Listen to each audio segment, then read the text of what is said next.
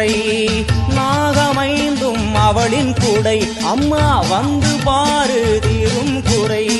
ஏற்காட்டில் வாழ்ந்திருக்கும் பரமேஸ்வரி, வேறு கதி இல்லையம்மா ஜெகதீஸ்வரி. ஏற்காட்டில் வாழ்ந்திருக்கும் பரமேஸ்வரி, வேறு கதி இல்லையம்மா ஜெகதீஸ்வரி.